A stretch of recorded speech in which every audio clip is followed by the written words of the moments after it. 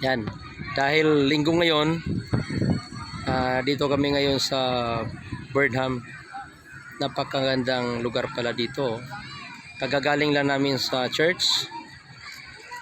Kaya paglabas namin, ayun, dumaan po kami dito sa Burnham. Ang ganda nga naman pala dito pasyalan. At kasama ko po ang aking kaibigang engineer, bata pa po ito. Binata pa po yan, no?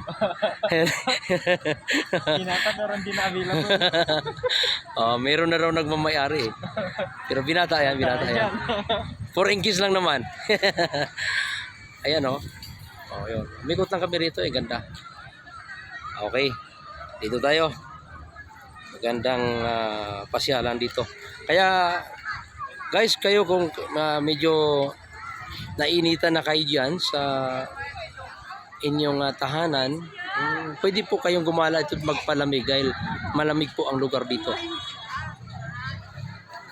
Ganda po dito, guys, oh.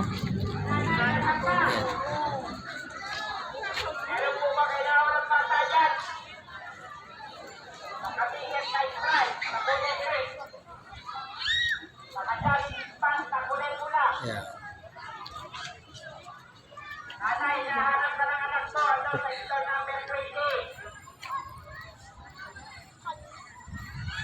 Gagala ko po kayo dito, guys, dahil kapag sinundan niyo po ang aking video ito, para na rin po kayo nakagala dito sa Burnham. Panoorin niyo lang yung aking video, guys, dahil kahit wala kayo dito, parang nandito na rin po kayo dahil nakikita na po niyo ditong lugar na ito. Ayan, ang ganda po, guys. Ayun.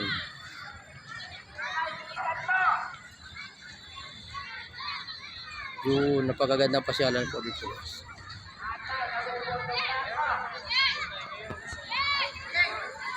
Yun, ang tawag po ito, Burnham Park. Ayun, lagi ko talaga kasama aking engineer kasi napakabait itong aking engineer. Ayan.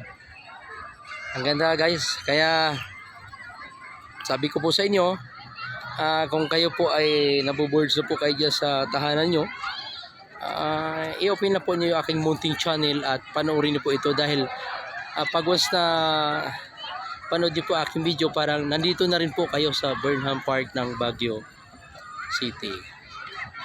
Ayan. Ang ganda po dito, guys.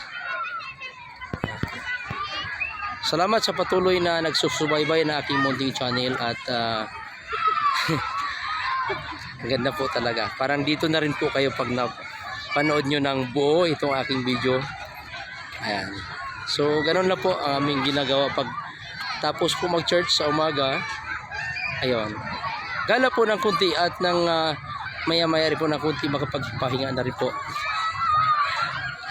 Ayan. Ayan. Ang ganda po dito. Nakapaligid po itong mga puno.